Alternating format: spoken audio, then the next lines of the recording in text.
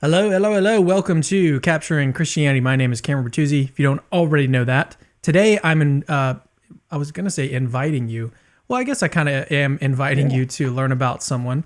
YouTube Apologetics is growing, and I'm so excited to introduce you to my new favorite YouTuber, Parker. How do you pronounce your last name? I want to say SETI Case. Is that It's super far close. It's off? close. It's a set a case. You pick up a case and you set a case down. Yeah, Okay, set a case down. Okay. that's right. Parker That's right. set a case.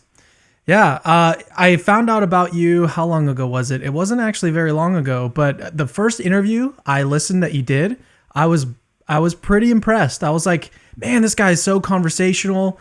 He's also talking about like really important subjects. I think the interview that I was watching was on, I think it was on the problem of evil with Michael Rea.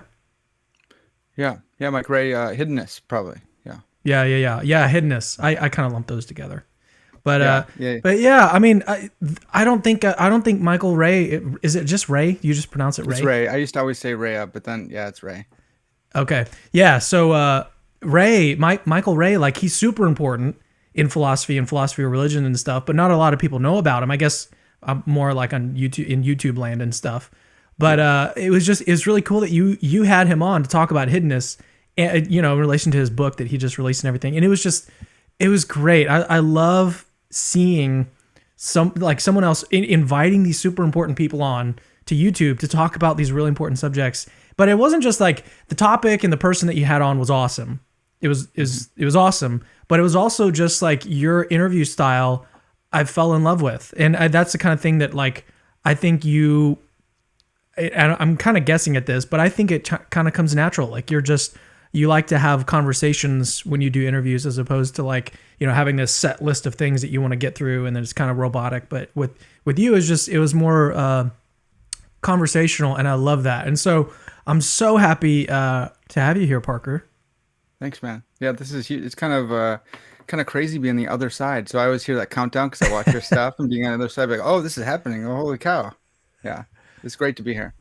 Yeah. So this is just going to be a super chill talk. We're going to talk about some of the interviews that we've done personally that we really like. And I also want to invite you guys to go subscribe to his channel. Tell everyone what your channel is about, and also maybe a little bit about the background, because when someone searches for you, Parker, set a case down. Hmm. Whenever someone searches for you, they're going to find two YouTube channels. So why don't you clear that up for everyone if they go Yeah. and start to search for you?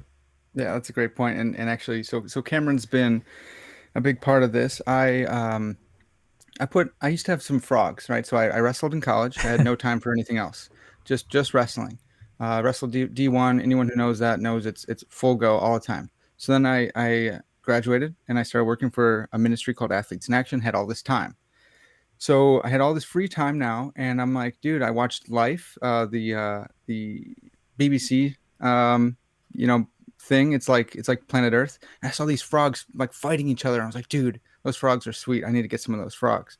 So I get some giant African bullfrogs. I make a video about it. They're eating mice. They're eating roaches and stuff. And I put it on YouTube. And then people start hating on it and saying like, you're a wicked person for feeding a mouse to a frog. So I turn off the comments. Don't want to hear any of that anymore. Or the comments are on, but I turn off the notifications. I go to Puerto Rico and I see someone in the gym. I'm there for Athletes in Action for a year in Puerto Rico, in a gym in Mayaguez, Puerto Rico, and someone's watching my frog video. I was like, what the heck? I go and check, has 1 million views. It blew up. Now it's got like 35 million views. So I thought I accidentally had this platform. I had 43,000 subscribers, something like that. Let's like start a podcast where we talk about philosophy, theology, nature, and life. And I'll start it by talking about the ethics of feeding frogs mice. And so I looked up a bunch of ethical theories. I went into normative ethics, situational ethics, Roger Scruton's animal rights, Peter Singer, like all sorts of different people. And I went through like the ethics of feeding. Is it ethical? Is it right? Is it wrong from a Christian worldview? No one watched it. Like 43,000 subscribers, no one watches anything. So then I bought more frogs, and I'm like, hey, you guys, I bought frogs for you. You have to watch my stuff now. They won't watch. So as you can see on my old channel, if you look at it, just Parker Sedicase, if you search that on YouTube, you'll see I got a ton of subscribers and I'll have like 100 views on stuff. And so Cameron comes along and found a couple of my videos and said, you've got to separate the philosophy from the frogs. So I did, and it almost killed my computer re-uploading all these old files. And so now I have Parker's Pensie's YouTube channel. It's a podcast about philosophy, theology, nature, and life. That covers I love everything. your opening, by the way. Tell everyone what your opening is. Is it what I just said? My lines there? No. When you like every time you start a video or you start an interview, Yeah. you say something. You say So I say, it was like I say this is a podcast about philosophy, theology, nature, and life. I love thinking about cool stuff, so come think with me. Okay. yeah. Okay. Yeah, I love It's that. kind of I a love tagline. I got it on. You can get a mug. You can get a come think with me, and it's got my ugly mug on the other side of the mug. you say I like to think about cool stuff and I want you to come think with me or something like that. And I was just like, yeah, that's really cool because you do talk about some really cool topics and subjects and everything. And it's not just philosophy, it's also theology. Who's been your favorite interview so far? Yeah, man, my favorite interview, it's tough because like I've had Mike Ray on, I've had Oliver Crisp, and they're awesome guys, and it was really fantastic. But for me personally, James Anderson's a personal hero of mine. He's helped me so much, and most people don't know, all the listeners right now, who's James Anderson, and that's kind of the point. You guys should know who James Anderson is. So having Dude, I him feel come the on same first way. time, exactly, man. And Not just James Anderson, but like all of these people. right, exactly, and. So James Anderson was a really big one for me. Another one is Jim Slagle. Again, even less known. Jim Slagle is a philosopher. What did you guys talk about? We talked about self-defeating arguments, and we talked about how naturalistic determinism, and determinism each are self-refuting. And that actually led me to my master's thesis, trying to defend theological determinism from Jim Slagle's charge. But he develops the argument from reason, and he gets into a little bit of transcendental argument kind of stuff. And it's amazing. It's a Routledge book, came out in 2016, but they wouldn't make it in softcover. So the book was like $120 and it's hardcover. It's fantastic. And no one's going to read it, even in the philosophical community, because it's so expensive. So I'm like, dude, we got to get you out there. We got to get you on the podcast. And now it's a softcover, so you can go get that book for $40. But Jim Slagle and James Anderson were two of my favorite guests because I've been reading their stuff forever. And then to have them on to talk and say, look, dude, the world needs to hear about your ideas. Come on, let's talk. It was really great. Yeah, so I just wanted another one. Yeah. I was just going to reiterate that I've got Parker's YouTube channel linked in the description, which, by the way, it's like the coolest YouTube name you could come up with, Parker's Pensies. So cool. So I have a really superficial question to ask you, and that is, tell me about your mustache. Yeah, I knew it was coming. So it's not done right now because I was out, and the mask ruins it. So like it's all flattened and stuff, So the mustache started because I did a year of singleness in college, where I was all jacked up, spiritually, sexually, all sorts of stuff. And my disciple was like, "Bro, you need to just take a break. Just take a year, commit to being single, stop trying to find a wife. Like it's okay."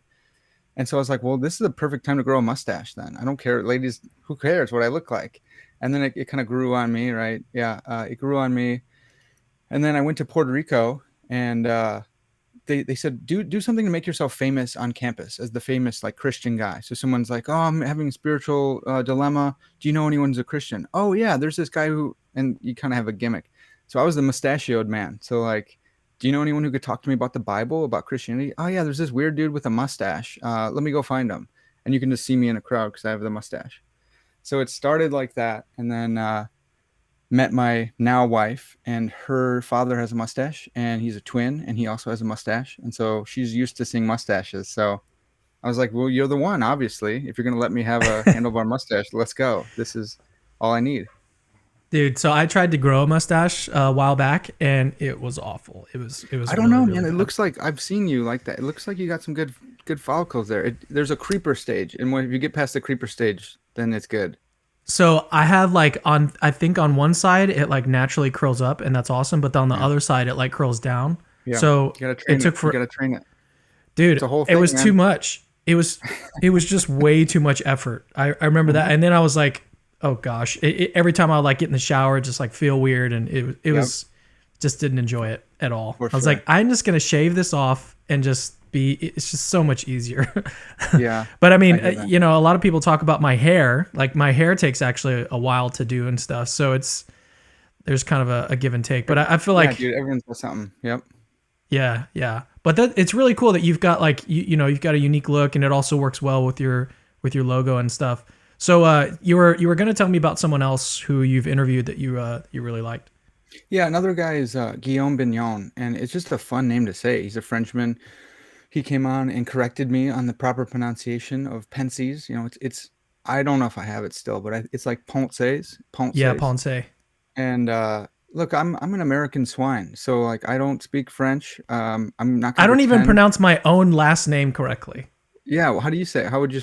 Oh, me? I, I s- I don't. no, no, no. Mine, like Yeah, mine is yeah, Italian, and I say Bertuzzi, but it should be Bertuzzi, bro. All right, you and got the probably like Italian thing. Bertuzzi, something like that, Right, right. So Bertuzzi.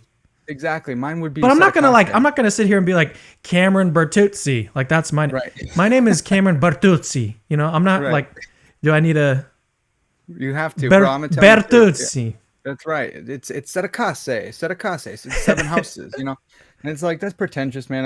I'm not gonna do that. Yeah, But Guillaume corrected me. He does a lot with the philosophy of free will and determinism. His book's called Calvinism and the Problem of Evil, and he goes in depth on manipulation arguments. And he's another guy who I'd read his book 2 or 3 times. I use it in my papers here in seminary. So just to talk with this guy and go in deep, and I like going in deep because I have questions, and so yeah. let's get the answers to them. And I don't like the superficial. Well, tell me about your book. What's chapter one about? No, no. In chapter one, you said this, and I got to know, what if someone says this? What do you do? Hmm. And they're really smart guys. They study it, so it's really nice when they go in deep and say, "Yeah, I've thought about that." Yeah, I was gonna say that one of the things I love about you is that you ask these questions that are like, what's the right term? It's like it applies to real life. Yeah. Yeah, well, and I try to. So, like I said, I work for this ministry, and my wrestlers, I mostly disciple wrestlers, but I work with football. I work with a lot of different folks. I love wrestlers because I was a wrestler, and they're gonna hit me on stuff. They're gonna be like, "Well, how do you explain this then? Then doesn't that make God a manipulator?" And I'm like, "Oh shoot, man! All right, let me get back to you." So I know if I can't explain it to them, I don't understand it, and if I don't ask the questions they're gonna ask me, then I'm gonna have to come up with the answers myself. So I might as well ask the experts. Yeah, yeah, I like that. Well, we've got I've actually got a clip that you guys can watch of Parker doing his thing on his channel, so you guys can kind of get a taste, and that way, hopefully, it incentivizes you to go and subscribe to his channel and then continue watching his stuff. But before I play the clip, why don't we set it up for us? So what are we about to watch? Yeah. Okay. Cool. So we're about to watch a clip of me and Dr. Anderson, James Anderson, talking about the simulation hypothesis. And if you don't know, that's just this idea that we're living in a computer simulated world. Now, this comes up to me all the time. I'm on campus, I'm evangelizing, I'm sharing my faith, I'm talking with people I disciple, and they go, "Well, how do you know we're not living in a computer simulation?" So I've been thinking about this for a long time, and I got Dr. Kevin Van Hooser to sign off on me doing a research paper on this. So I came up with a different idea than Dr. Anderson did, and I used his idea to build on it and to try and expand it because there's different views of the simulation hypothesis. The main view coming from Nick Bostrom, an Oxford philosopher, is that we are simulated conscious beings, that this is all that there is. We're like Sims. But there's the Matrix, right? That's another view. And that's the view that you're a brain in a vat or a whole body in a vat. And so that view can escape some of the challenges that it might be able to escape some of the challenges that Anderson brings up. So I wanted to develop an argument that goes against any kind of simulated world hypothesis. Uh, Anderson's is really good. And so I just took his and I tried to develop a little bit further. And both of us actually are borrowing from or trying to advance or apply or contextualize Alvin Planning's evolutionary argument against naturalism.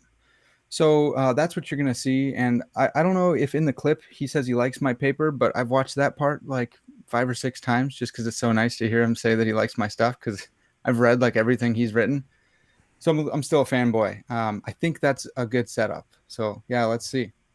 Yeah, so it's a combination of like applying the evolutionary argument against naturalism, Alvin Planning his idea, which really I think has roots elsewhere, like maybe in C.S. Lewis.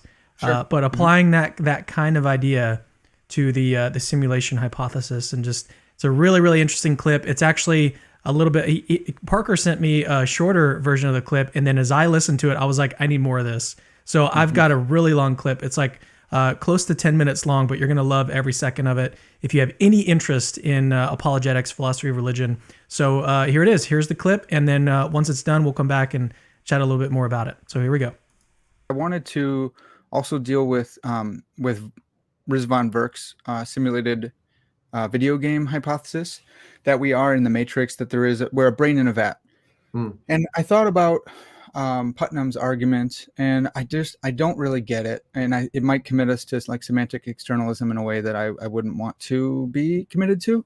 But what I was thinking was, this is a point that actually Ben Shapiro brought up when he's talking about the Matrix, and is randomly he said the Matrix, the directors and the authors, they never addressed the question, is Neo still in the Matrix? Because once he woke up from the Matrix, why should he not believe that he's in a nested Matrix? Why would he ever trust anything ever again? And that's what I was trying to get at. And it's a similar point, if not the same point as you, that if our cognitive faculties have been aimed at a lie, the deception that we are living in base reality, then we can never come to know that we're not living in base reality. So you have discovered that all of your cognitive faculties are aimed at a falsity, that you're living in base reality. Once you come to know that, you have a defeater for all of your beliefs, including the belief that you live that in a computer simulation. Do you think that works? Yeah. I do. I think that that's a distinct argument from the one that I'm offering, because the one I was using is based on our scientific knowledge. So the hypothesis itself is based on a certain subset of scientific knowledge. But once you accept the hypothesis, you then have a defeater for that scientific knowledge. You, if I understand your argument correctly, are broadening that out to our entire belief system. And I think you noted this yourself. I had a look at your paper, which was nice. Excellent, by the way. Thank you. I really enjoyed reading that. What you're doing is really adapting Plantinger's evolutionary argument against naturalism. So Plantinger is entertaining the hypothesis of evolutionary naturalism. He's saying, so assume evolutionary naturalism is true. In that case, there would be no reason to think that your beliefs are, or that your cognitive faculties are reliably truth directed. Right. He basically argues it would be inscrutable. The probability that well, actually, I think his argument now is that it would be low. I think he's ditched the inscrutable aspect now. It's a very low probability that your cognitive faculties would be geared towards truth, and therefore that most of your beliefs would be true. In which case, you now have a defeater for your belief in evolutionary naturalism. What you are doing is instead of considering evolutionary naturalism, you're considering the simulation hypothesis, where our cognitive faculties are not, in fact, the product of blind evolutionary processes, but rather the product of some super beings, the simulators, whoever they are benevolent or not so benevolent architects, of this matrix. And your argument is that on that hypothesis, our cognitive faculties are the product of design, but malevolent design, because we've been given an entire set of experiences and intuitions as well, because it's not just our experiences, but we have this intuition that the world is real, that that our cognitive faculties are in fact reliable, but all of these intuitions are misguided. They've been we've been given this full panoply of false beliefs, and therefore we have a defeater for any argument or reasons we might have for holding the simulation hypothesis in the first place. Is that right? I think that's what you're arguing. That is right, and part of that is because one of my friends studies epistemology at Northwestern, and he kept poking at me on this idea, because I love self-defeating arguments. I love it, and he loves probabilities and Bayesian reasoning. So we go back and forth, and he's my superior, of course. But he brought up Chalmers argument.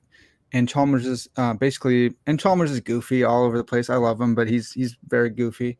And he's like, well, what if it turns out that the stuff that the reality is made up of, is not quarks, but little digital things, and it turns out it would still be a desk. This desk that I'm touching right now would still be a desk. And so I wanted to get past that argument. He does this, I call it a qua move because I'm a theology student, but he says, Neo, qua the Matrix, thought that he was in Manhattan or wherever he was in an office building. And that was true qua the Matrix, even though qua the real world, he's in New Jersey maybe, and he's, a brain in a vat or a full body in a vat. And so he's doing this qua move and saying that we can be justified in this paper called Matrix as Metaphysics. So I wanted to undercut that and everything and just say, if as long as someone designed our cognitive faculties to be aimed at a lie, and the lie is that you live in base reality, the rest could be no problem. But you think in the intuitions, your cognitive faculties tell you this, whether base reality is digital or not, if you're not living in base reality, I don't think you can come to know that you're not, because then your whole process, it's all self-defeating. And so then I don't know that it's self-refuting. So even if it is possible that you would be unjustified in believing that, because it's self-defeating, not self-refuting. Do you make that sharp distinction between the two? I understand the distinction that a self-refuting proposition is one that is false if it's true. So there's a direct contradiction. Right. Whereas a self-defeating argument is one that sort of cuts out the rational support from under itself. Yeah.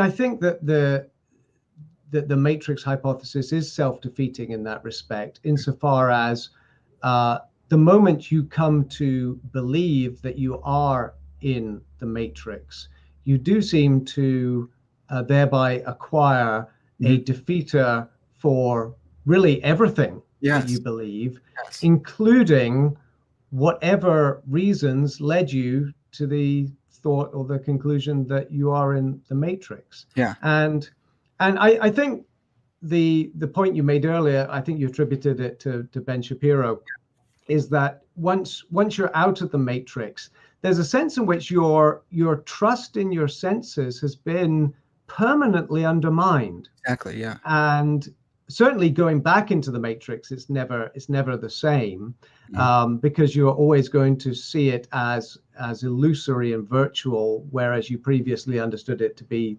the plain veridical reality. But even once you're outside of it, there are questions raised about whether all you've done is ascended one level up the simulation, and you haven't hit base. Why would you ever have grounds then to think that you had hit base reality, or that any of your reasoning ever made contact with that base reality? Not so much your experiences, because you could always think, well, I'm just in the next I've just gone up a level or down a level, depending on how you order them. But the point is that you think that you can actually reason your way to some truths about the base reality, even if you're not experiencing. You have to be, to escape this skepticism, you have to trust that you're able to reason your way to truths about the base reality. And I don't see how you could do that. You're caught up in this morass of skepticism, not just about your experiences, but all of your intuitions and reasoning processes. I wanted to. Whoops! It automatically started looping there. But so I wanted to get your thoughts on. So what did you think about that conversation? At least that clip. Yeah, I love that. I love it so much. It's vindicating. It's really cool because Dr. Anderson did say that I had a unique argument and his unique take on his and Planning Us, which was really cool to think like that's fantastic.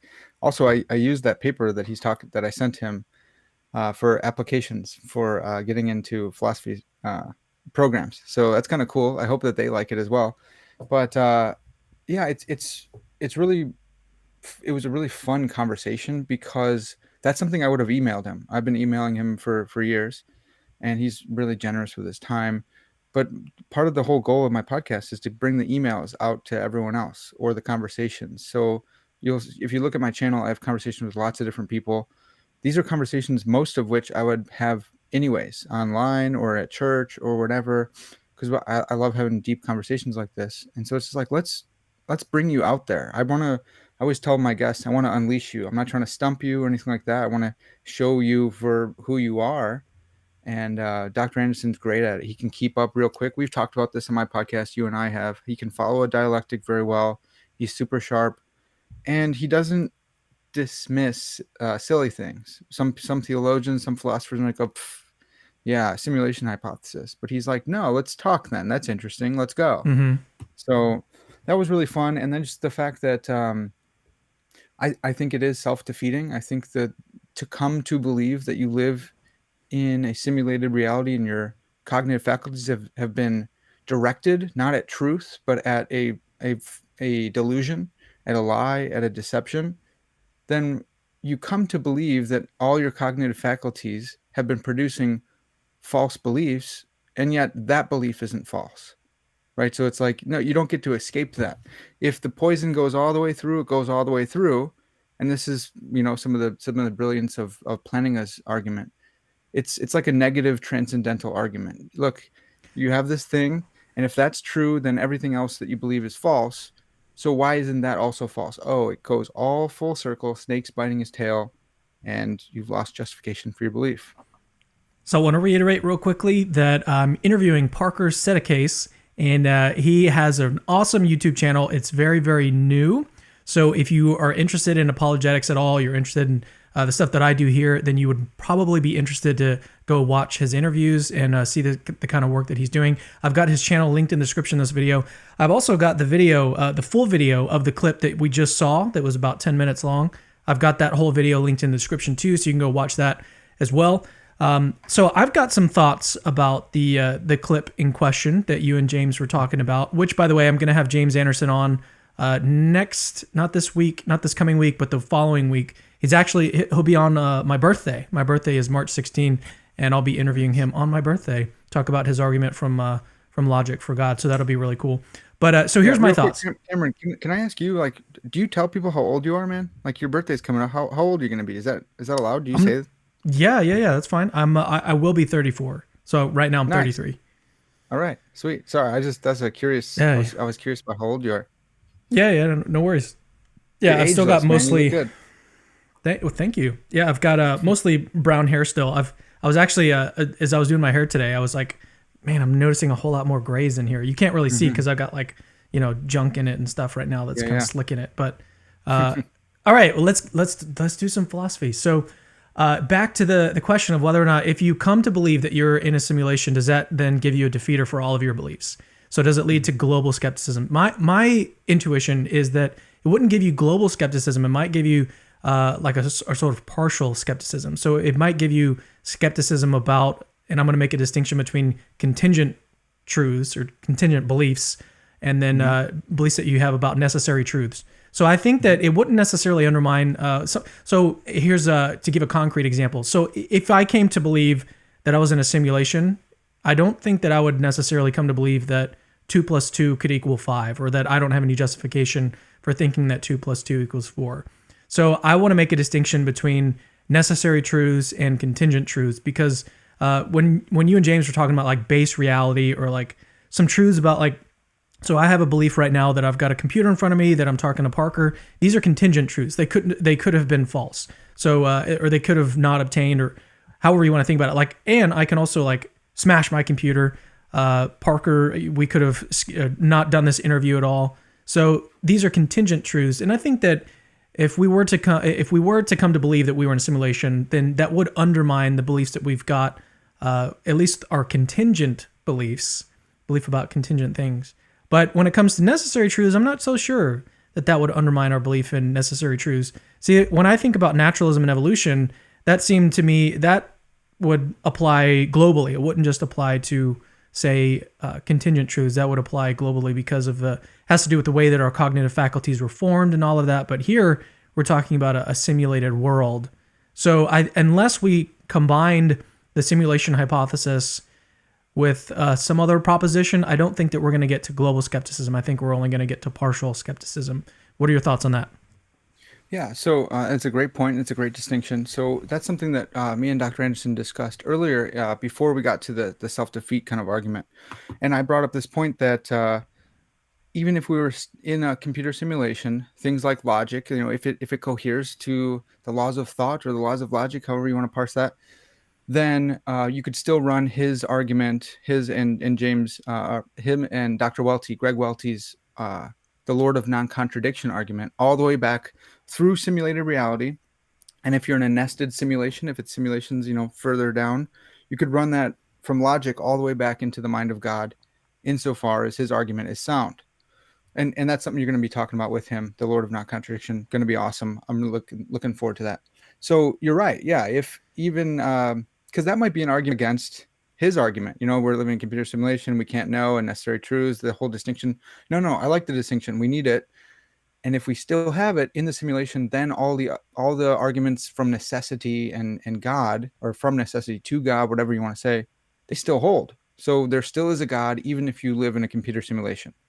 That point that you're making is important. So maybe it's not full blown global skepticism, but if it is skepticism about contingent truths, beliefs, well, the idea that you live in a computer simulation is just that exact same thing. It is a contingent truth. It is a contingent, truth, because you, So it would still be especially on self-defeating. this belief, right? So it's still self-defeating. What you've acquired is not necessarily global skepticism in that there is no distinction between necessary and contingent truths, but you've acquired a reason to doubt your cognitive faculties and their ability to produce true beliefs. But the belief that you have that you're living in a computer simulation has been produced by your cognitive faculties. So if you have a reason to doubt that your cognitive faculties give you truth, you have a reason to doubt your belief that you live in a computer simulation, which was produced by these cognitive faculties under discussion. What do you think about that? So then the question would be whether or not belief in the simulation hypothesis would then give you a reason to think that your cognitive faculties weren't designed for truth or something along those lines. Yeah, exactly, because they're aimed at making you think you live in base reality. So you could, if you were in a computer simulation and you knew it, and your intuitions told you that, or whatever, the simulator wrote it on the moon or whatever, and designed you to know that you live in a computer simulation, that I think is a different story, because it's So aimed I at the think truth. Yeah, I think it would depend on the kind of simulation hypothesis in question.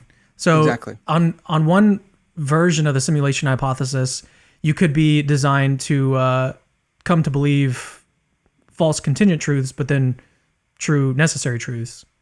So I guess it would depend on the kind of simulation hypothesis in question. You'd have to sort of specify which one that you came to believe is the right one. So maybe on some of them, some simulation hypotheses, it would lead to sort of global skepticism, but on others it may not. So then I think it would come down to which one that you came to believe is the right simulation hypothesis. Yes, and there's a way to sift all these out. The way is, which one could we possibly be living in? We can't live in the one where we know that we're living in a computer simulation, because all of us have various beliefs about things. We don't all, our cognitive faculties, at least intuitively, man, I don't think that I live in one. I didn't grow up thinking that until Bostrom came along, right? So that one's out. The one where we know that we live in a computer simulation is out. So which ones can we be living in? All the ones that we can be living in, the story that we could be living in, is one where we come to understand that we're not living in base reality, because most of us think we live in base reality. So we'd have to come to believe, oh, you know what? I was deceived this whole time. What I took to be base reality was a simulated world. So that's a way of sifting out the different stories that we're considering here. And that's the one I want to target, the one where I get on college campus all the time. How do you know we're not living in this computer simulation? Oh, well, because if we were, and I come to believe that, then that's a self-defeating idea, and it's a self-defeating proposition, and I can't affirm that. So another distinction that I brought up there in the clip was, it's not self-refuting. I don't think it's necessarily like a false statement. It might be true that we're living in a computer simulation, But I don't think you can be justified in believing that, because I think it's a Yes. self-defeating belief. So I was just going to say that it'd probably be worth making a distinction between like, because that's what Alvin Plantinga does in his evolutionary argument against naturalism. He's not saying that this gives you a reason to think naturalism is false, just in the same way that you're not arguing here that the simulation hypothesis is false. You're saying that we can't know that we live in a computer simulation. So it has to do with our justification, our beliefs. Yeah. So making a distinction here between metaphysics and epistemology seems to me like if you made that distinction, it might help people understand like what's going on here is that you're not arguing that we aren't in a computer simulation. You're arguing that you can't justifiably believe you're in a computer simulation, because once you believe that, you've automatically acquired a defeater for that belief that you live in a computer simulation. So ultimately that belief is going to be self-defeating no matter what, which is a mark against that belief. Like you shouldn't hold that belief in the first place. But I think it's important to make that distinction. A lot of philosophers make that distinction in the dialectic concerning the evolutionary argument against naturalism. We're deep in the weeds here. I don't want to like completely throw people off. I'm sure that a lot of people watching this are loving this conversation. But if you don't mind, I'd like to take it in a little different direction and talk about some other videos that you've got on your channel. You cool with that? Real quick, I just want to make one real quick point. So this is at the tail end of my paper, and as well as Anderson's blog posts. This is a de jure or whatever. It's not de facto, right? It's maybe an undercutting defeater, not a rebutting defeater, but we talk others in the podcast episode. So like machine functionalism is this view of philosophy of mind, which needs to be true in order for certain types of simulation hypothesis. In order for you and me to be a simulated consciousness, machine functionalism needs to work. And we think that it doesn't work. And for reasons like John Searle's Chinese room argument and Ned So Block, you've got a combination then. of mind. So it's a whole combination. And then the icing on the cake is that it's not justified. Okay. Yeah. Okay. I like that. Cool. Yeah. Thanks for making that clarification. Yeah. Okay. Let's, so what I wanted to ask you was, tell me about, and you may not be able to think of one. I don't know that I can think of one myself, like interviews that I've done with people. Tell me about an interview that you've done where like actively you've changed your mind about something when you were talking with someone. Yeah. No, I do. I know I'm putting you on the spot. That happened pretty recently. Anytime I talk about simplicity, my mind changes based on whoever is there, because the theologians, it kind of depends on my mood too. Some days I'm like, theologians, man. And other days I'm like, these philosophers, they don't know history. And I'm kind of living in both worlds, and it really depends on who I'm talking to. Changes all the time. I gotcha on that one. Sorry, I got something in my throat. Yeah. So it's, no, I like that. I like how there's both sides need help. I like that. Yeah. Well, and both sides of me, dude, it's just ripping me apart. Simplicity and Trinity as well. So, I'll talk to someone who's more on the Latin side of the Trinity, and they're like, dude, like 3 centers of consciousness, 3 wills, that's like borderline heresy. That's tritheism. And I talk with a social guy, and they're like, what do you mean? Like, is there 1 center of consciousness? What are you talking about? If it's 3 persons, he has to have 3 centers of consciousness. And it's back and forth and back and forth. And me personally, man, nobody likes my view, because I follow Cornelius Van Til, and everybody hates Van Til. And so I just go, yeah, I think there's an equal ultimacy. And then both sides go, you're dumb and you should feel bad for your beliefs. So it's fun being on no one's side there. Yeah. Oh man, I had a question that popped up in my mind, and I wanted to ask you. Okay, so you and me, we both have on these like super smart people, right? And we interview them, and we love the conversations. But how do you balance like because I have a pool I've got these super smart people, like someone that I've got in mind is Josh Rasmussen, which you should have him on if you haven't. Josh Rasmussen, but I will listen to him talk, and I'll automatically just want to like believe everything that he says, just because I have such high esteem for him, right? But that shouldn't be the thing. Like that shouldn't drive me. What should drive me is like really thinking for myself and seeking truth on my own terms, and not just like believing something just because some smart person I like and agrees with the conclusions that I've got just because they say them. Like that's not a good reason to. So how do you balance like the fact that you've got these people who are like your heroes, your intellectual heroes you're having on your channel, but then also like just thinking for yourself, thinking through these issues, and not just like automatically believing what these people are saying just because you like them a lot or you think that they're really smart. So how do you balance that? Yeah, dude, I think the Lord has helped me with this because, well, you could say the Lord, I would say the Lord, but some others would say otherwise. Because I have learned apologetics and philosophy and theology from a Van Tillian position, most people have disagreed with me. But then I found out that most people disagree with each other on everything. And so because I Yep. have these kind of prior commitments intellectually, not just like I want this to be true, I do, but if it's not true, whatever. Aristotle says something like Plato is our friend, but the truth is a closer friend, still closer, still better friend. It is hard, but dude, part of the podcast game, which is so fun, is I have this guy on, I think he's right, but then I'll have someone else on who refutes him, and it's like, okay, now I have to do this hard work of trying to make sense of that in my mind. And you do this, I've seen all your guests, and it's like you get really hardcore Thomists on, and then you get other guys, neoclassical theists or theistic mutualists or someone, and that's part of the fun. It's really hard, and sometimes if you think too hard about it, you won't get any sleep. But I think that's actually necessary, a necessary part of intellectual humility and the intellectual duty to what do the other people say? What do they say? Like, you can refute the dummies, but what do the really smart guys say?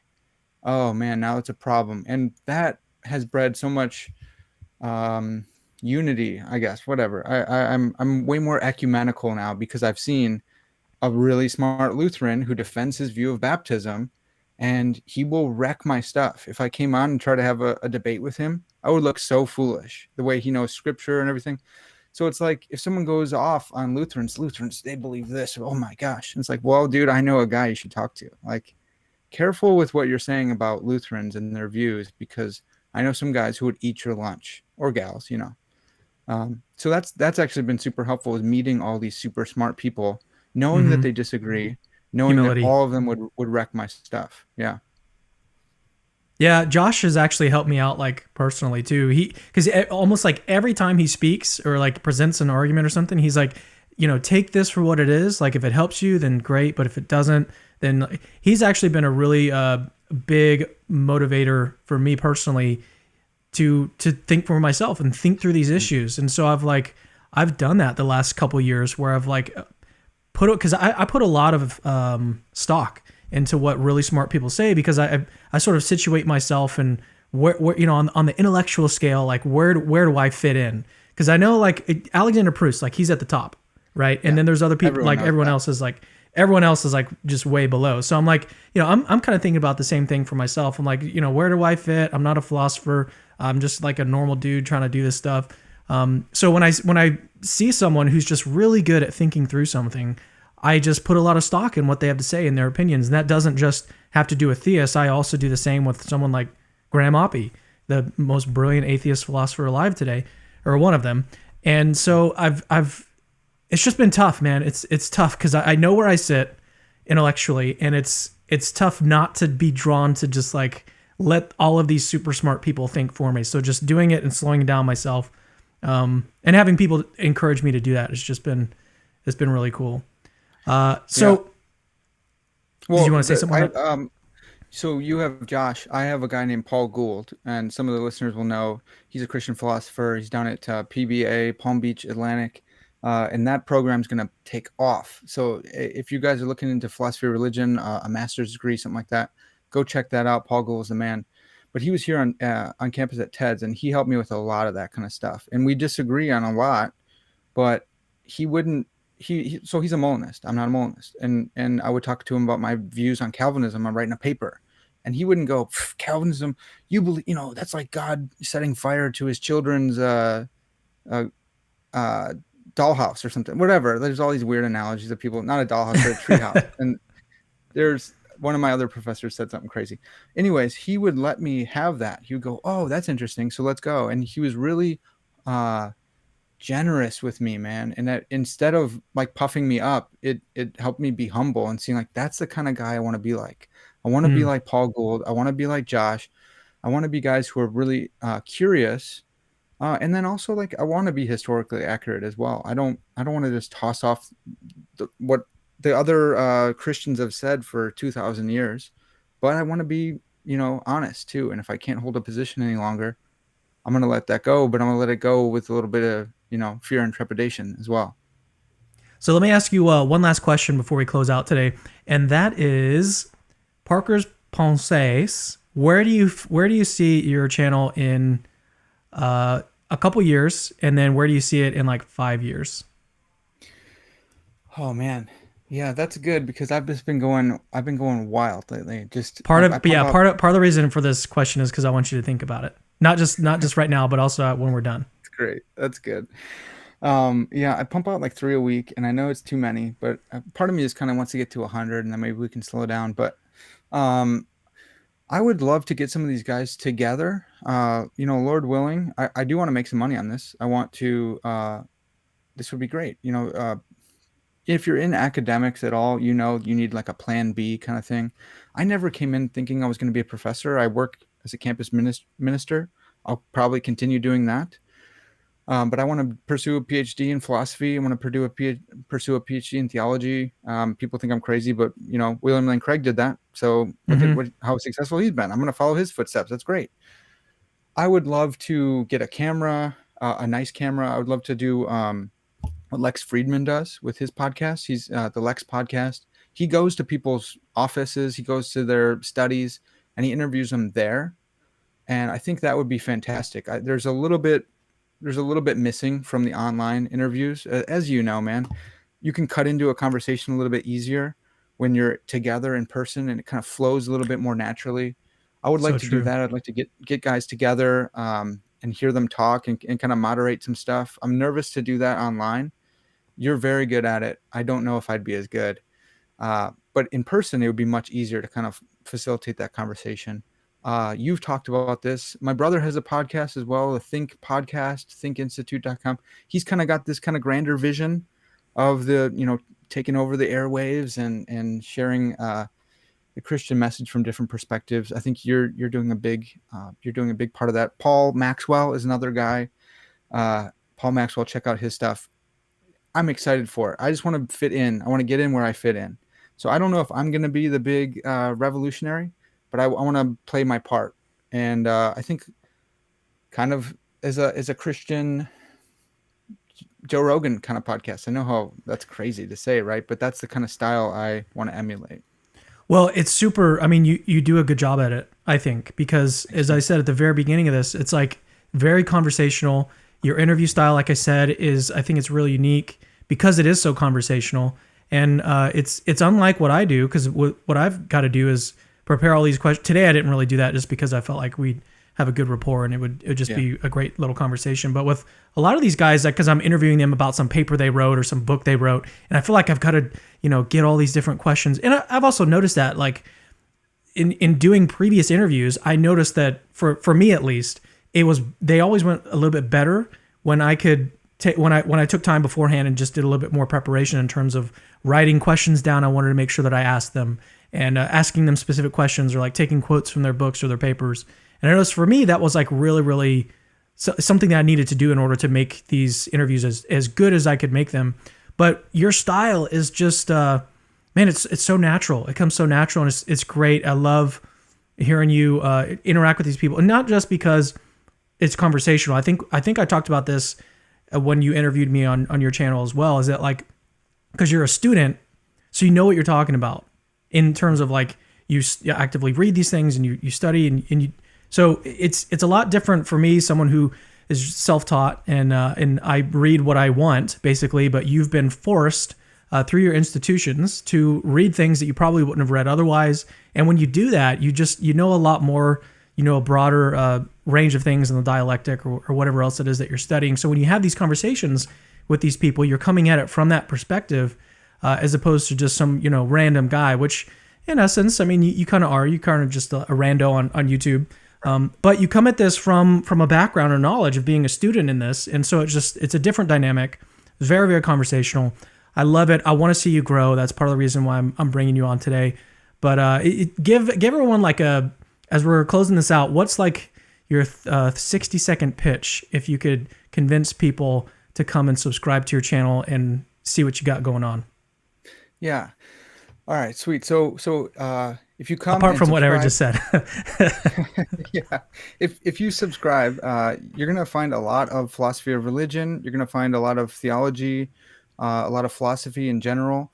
But it's not just that. I do interviews with a guy who breeds alligator snapping turtles, and I love turtles. So I have turtles and frogs. You're gonna get some of that as well.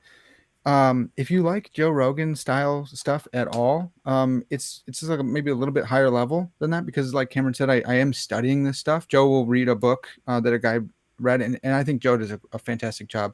But I'll accidentally have read like 6 of their books because I was assigned them or I was curious, whatever. So it's maybe just a little bit higher. I try to bring it down for folks, but I do have outlines. I make myself outlines as well to Okay. keep myself on track. And usually we go off of them, but it's just something to grab onto. But I start with introduction. I want you guys to learn something interesting. I've learned it. I want you to learn it. So we're going to start with intros, and then we get into the weeds. And so stay tuned till the end, because they're going to drag you in deep water, and I'll try to help you. I'm there for you guys. I'm there to, okay, where are we at? Let me just pull this down and give it to the audience, because I want to show off how smart they are. But these are really good ideas, and I want you to get them. I don't want them to be trapped in some journal with 4 people reading them. Yes, exactly. Yeah. That's awesome. Yeah, so definitely go subscribe. Okay, one last time, the name of his YouTube channel is Parker Ponces, Parker's Pensies. There's like a bug in here. It's been in here for several days. I don't know if you can see it on the camera. No. It's been bothering me because it's like flying right in front of my face. So go subscribe to his channel. You just to clear it up, there are 2 different channels with Parker's name. So you got Parker Set a Case, and you've also got Parker's Pensies. Parker's Pensies is the one that you want to subscribe to. It's the one with the lower subscriber count. It's the one that he just started. But that's what part of the reason why I have him on today is so that he can get more views and more subscribers. So because he's doing important work, and if you're interested in my channel, Capturing Christianity, more than likely you'll be interested in the kind of stuff that he's doing. He's just doing really important work. I mean, I think that the work that I do here, obviously I wouldn't be doing it if I didn't think it was important, but I see the same kind of work that he's doing over there, just at a different level, and covering different topics, and it's just such good and such valuable work. I want you to be aware of who he is and go subscribe to his channel. But yeah, thank you guys for tuning in today. Thanks so much for coming on, Parker. We need to do some more stuff together. Maybe I can have you come guest co-host a debate or a dialogue. That might be fun. That way you can kind of get your feet wet a little bit. That might be cool. Yeah, awesome. Thanks for coming on, man. As long as I can say Bertuzzi, as long as I get to say that. Bertuzzi, yeah. That's great. Yeah, well, thanks for coming on, man. It's been awesome. Dude, thanks so much. It's been huge. It's still insane that I'm on this side. I got to see the countdown, man. I love what you're doing, and I'm still going to be watching your stuff probably later today. So, yeah. All right, man. Yeah, thanks for coming on. All right, and we'll see you guys later. Don't forget to subscribe, like, and if you want to support the ministry, patreon.com/Capturing Christianity. Links to everything we've talked about are in the description of this video. See you guys later.